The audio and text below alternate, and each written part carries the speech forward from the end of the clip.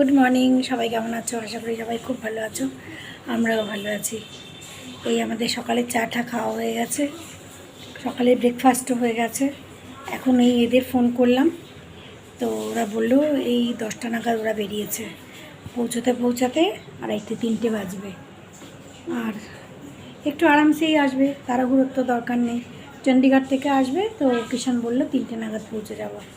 তো আমি ওদের রান্নাবান্না কী করবো, তো একে বললাম যে একটুখানি বাজারে যাও, একটু যদি মাছ নিয়ে আসতে পারো, কেননা কদিন ধরে তো বাজার টাজার কিছু করেনি।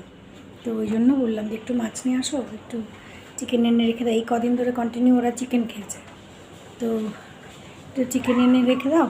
আর যে মামুনকে ফোন করলাম, মামুন বললো ডাল আর আলু চোখা বানিয়ে রাখো। ডাল আর আলু চোখা, আলু কত কত খাবি, তার থেকে আমি একটুখানি মাছের ঝোল ভাত করে রাখবো। আর চিনির ফেভারিট একটুখানি কুমড়ো আছে, একটুখানি কুমড়ো চেঁচকি করে রাখবো। তো চলো রান্নাবান্নায় লাগি। কে এসছে দেখে আসি। চুপ কর, ওখান দিয়ে দেখো। অবস্থা দেখো এক একজনের, কালো ভূত হয়ে এসছে সব, চার মূর্তি। কি অবস্থা, মানে নিচে বরফ আর ওপরে আসুন।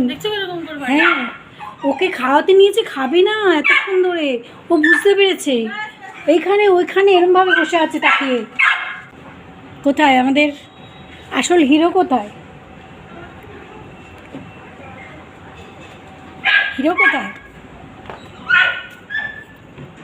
আমাদের হিরো কোথায়?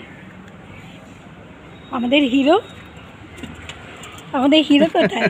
Thank you, God bless you. আসুন।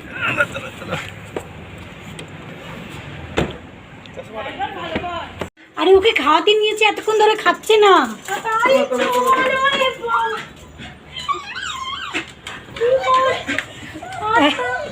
এতক্ষণ ধরে খাচ্ছে না।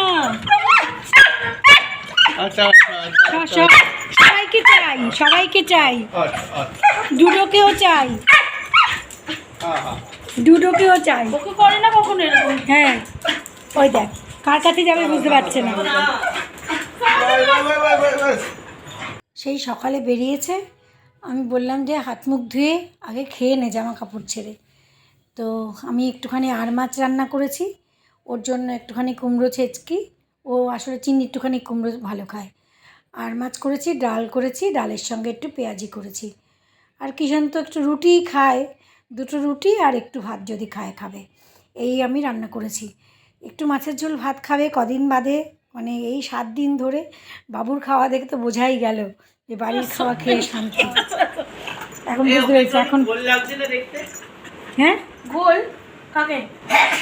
টুনুকে গোল তো হয়েছে, বলছি ওভার হয় তো মিষ্টি খেয়ে গোল হয়েছে। আরে বাবু খেয়ে দে, এই দেখো সমস্ত জিনিসপত্র বের করেছে। এই যে বাঘবকরি চায় নিয়ে গেছিলো, চায়ের প্যাকেট, কোকোনাট ওয়াটার, এগুলো সব ফেরত এসছে আর কি। তারপরে আইস বক্সে করে নিয়ে গেছিলো সেই শিক কাবাব, পেঁয়াজ, টমেটো ফেরত এসছে এইসব। এই যে এটা আইস বক্স বড় একটা কিনেছিল, এটার মধ্যে শিক কাবাব নিয়ে গেছিলো। আর ম্যাগি ট্যাগি, আসলে দূরের রাস্তায় কোথায় খাওয়ার না পাওয়া যায় কে জানে, এই জন্য। हम जाएंगे घूमने, इसलिए उसके लिए हमने लिया है स्टोव, ताकि हम कैंपिंग कर सके, वहीं पे खाना बना सके खुद का। और ये है हमारा स्टोव। খানা মানে কি, ওই যে ম্যাগি, বরফের জায়গা, চারিদিকে কোনো দোকানপাট নেই। ম্যাগি বানিয়ে খেয়েছে, তারপরে শিক কাবাব ভেজে খেয়েছে, এই সব টুকিটাকি আর কি। চা করে খেয়েছে গরম জল করে, আর বাঘবকরি চায়ের প্যাকেট নিয়ে গেছে, চা বানিয়ে খেয়েছে বারবার করে। এই সব খাওয়ার জন্য কি সুন্দর দেখো, ছোট্ট একটা স্টোভের মতন, আর গ্যাসের 4টে ছোটো ছোটো সিলিন্ডার। তারপরে খাওয়া দাওয়া হলো। এই ভিডিওটা আমি তোমাদের আগের ভিডিও শেয়ার করলাম তোমাদের সাথে। যদি তোমরা কখনো যাও তাহলে তোমরা এরকম ব্যবস্থা নিয়ে যেতে পারো সঙ্গে। তো আমি চায়ের জল বসিয়ে দিয়েছি, ওরা তো ঘুমোচ্ছে। তো আমি এই বাঘবকরি একটা মশলা টি বানিয়েই খাবো, আর এর জন্য এ যেমন ব্ল্যাক টি খায় ওরকম বানিয়ে দেবো ওকে। তো এই যে চায়টা ঢেলে দিয়েছি। এবার এখন দেখতে পেলে আমি কিন্তু ইন্ডাকশান আর গ্যাস দুটো মিলিয়ে করছি, কারণ আজকাল সিলিন্ডার আসতে পুরো 40 দিন লাগছে। 25 দিন বাদে তুমি বুক করতে পারবে, তারপরে আবার 15 দিন বাদে পাঠাবে। Good evening. এই আমি এখন এই যে বাঘবকরি চায় বানিয়ে আমি নিজে এটা বানিয়ে নিয়েছি, আর একে ওই চা দিয়ে দিয়েছি। সন্ধেবেলা ওরা এখন শুয়ে রয়েছে, আমিও একটু শুয়ে পড়েছিলাম। এই কদিন ধরে না ভালো করে ওরকমভাবে ঘুম হয়নি। ওরা বাড়িতে না থাকলে না আমার ভীষণ একটা টেনশান, আরও বিশেষ করে এমন এমন সব জায়গায় যায় না, যার জন্য আমার মানে অশান্তির সীমা থাকে না আর কি। তো যাই হোক, আজকে তো দেখতেই পেয়েছো ওরা এই দুপুরের দিকে এসছে, এসে খাওয়া দাওয়া করেছে। ওই কখন আসবে রান্না করে রাখবো একটুখানি। তারপরে মামুনকে সকালবেলায় বারবার করে ফোন করছি কোথায়, তারপরে ওরা বেরোতে ওদের দেরি হয়ে গেছে, 10টার সময় বেরিয়েছে। যদিও চণ্ডীগড় থেকে তাড়াতাড়ি পৌঁছে গেছে, 3-3:15 সময় পৌঁছে গেছে। মানে কিষানকে অজস্র ধন্যবাদ দিতে হবে যে এই লম্বা রাস্তা কীভাবে মানে ড্রাইভ করে নিয়ে যায় নিয়ে আসে। যাই হোক, তো ঈশ্বরের কৃপা। তো এখন ওরা ঘুমাচ্ছে, ওদের বললাম ঘুমাতে, যা এখন ঘুমিয়ে নে একটুখানি। মামুনকে ওদেরও বললাম, ওরা বাড়ি চলে গেল, ওদেরও বললাম যা বাড়ি গিয়ে একটুখানি ঘুমিয়ে নে। আমি বলেছিলাম এখানেই ঘুমা, কিন্তু বলে না, একবার শুলে আর উঠতে খুব কষ্ট হবে। একেবারে জিনিসপত্র নিয়ে আমার ঘরের তো এখন সাংঘাতিক অবস্থা, চারিদিকে দেখালাম তোমাদের, দেখেছো তো কী অবস্থা। আর আমি এখন মেশিনও লাগিয়ে দিয়েছি, একবারে তো হবে না, এইগুলো একবার হয়ে যাবে, আবার কালকে সকালে আবার আজকে যেগুলো ওরা জিনিস জামা কাপড় এই জ্যাকেট সোয়েটার সব নিয়ে এসছে, ওগুলো আবার কালকে ধুতে হবে। তো চলো চা খেয়ে নিই। শীতের জায়গায় গেছে বলে কথা, এমনি রোজকার জামা কাপড় তো আছেই। আমিও এই কদিন আর মেশিন লাগাইনি না, আমাদের যেগুলো ছিল হাতে ধুয়ে নিয়েছি। এবারে একটা লট হয়ে গেছে, মেলে দিয়েছি, এবার আর একটা লট হচ্ছে। কালকে যদি ওয়েদার ভালো থাকে তো কালকে সকালে আবার একবার লাগিয়ে দেবো। অনেক শীতের জামা কাপড়, অনেক কিছু। তো যাই হোক, এখন রাত হইলো, এখন আমি ওদের মানে এই কদিন এত রিচ খাওয়া দাওয়া খেয়েছে না, তো আমি এখন একটুখানি মটর পনির বানিয়ে দিলাম, আর রুটি দিয়ে খেয়ে নেবে। আজ हो रही है बारिश बहुत। তোরা এসছিস তাই জন্য বারিশ হচ্ছে আজকে। কালকে চণ্ডীগড়ে প্রচণ্ড বারিশ হয়েছে, আমাদের এখানে একটুখানি হাওয়া উঠলো, তারপরে 2 মিনিটের মধ্যে ব্যাস খতম। কিন্তু এখন আবার বৃষ্টি নেমেছে। কোনো ঘরে তো একদম এই দরজা বন্ধ কর। বৃষ্টি হচ্ছে, তুমি যাবে? ওই দিয়ে এখান দিয়ে দেখো বৃষ্টি পড়ছে। इसको बहुत मजा आता है जो बारिश में। যাবে? पर जा नहीं सकती, क्या करें। যাবে ওই দেখ बारिश की आवाज सुन रही है।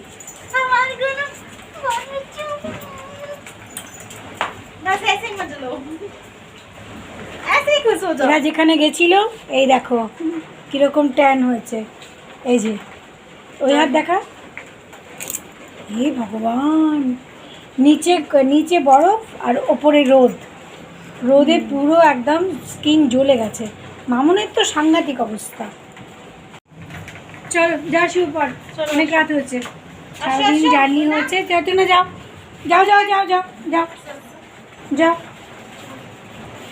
সারাদিন জার্নি হয়েছে, যাও ঘরে যাও। তো একটু বৃষ্টি এখন হচ্ছে, খোলতো দরজাটা। আহা কি সুন্দর ঠান্ডা হাওয়া চলছে। আমাদের খাওয়া দাওয়া হয়ে গেছে, এই এখন শুতে যাওয়ার পালা। আর দেখো কি সুন্দর বৃষ্টি হচ্ছে।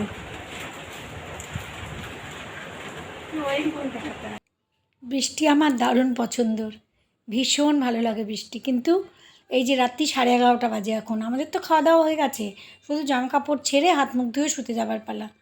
কিন্তু বৃষ্টিটা এমন মানে শুরু হয়েছে একটু, তো ভাবলাম যে একটুখানি ভিজি, জামা কাপড় তো ছাড়বোই, কোনো ব্যাপার না। এই দেখো গুড়ি পড়ছে, বেশি জোরেও হলো না, কিন্তু ওই আবার থেমেও যাচ্ছে। তো একটুখানি ভাবলাম যে বৃষ্টিতে একটুখানি দাঁড়িয়ে নিই। আমার ভালো লাগে, ভীষণ ভালো লাগে বৃষ্টিতে। তো ও বলছে তুমি একা একা বুঝবে এত রাত্রে, এলাম কিচ্ছু হবে না, আমার দারুণ মজা লাগে। কিন্তু বলতে দেখো বৃষ্টি কমেও গেল, আর বেশিক্ষণ হলোও না, বৃষ্টি হচ্ছেই না। এই তো না, গুড নাইট। না গুড নাইট। যাবে তুমি বৃষ্টিতে? যাবে নাকি বৃষ্টিতে? যাবে কি গো না, চলো নিয়ে করতে চলো, রাত হয়ে গেছে। হ্যাঁ এই আমি বাড়ি এসে গেছিলাম, কি মজা কি মজা। একটুখানি বৃষ্টিতে ভিজে আসলাম, দারুণ, হা হা, কী যে আরাম লাগছে। এতদিন পরে একটুখানি বৃষ্টি নেমেছে, জোরে পড়ছে না, জোরে হচ্ছে না, খুব আস্তে আস্তে, কিন্তু এরকম টিপটিপিয়ে বৃষ্টি যদি পড়ে আর অনেকক্ষণ যদি হয় তাহলে একটু ঠান্ডা হয়ে যাবে। চলো আজকের ব্লগ এখানে শেষ করি। ওরা এসে গেছে বাড়িতে, আমার মানে চিন্তার শেষ ছিল না, তো আজকে একটুখানি নিশ্চিন্ত। চলো আবার নেক্সট ব্লগে দেখা হচ্ছে। Good night.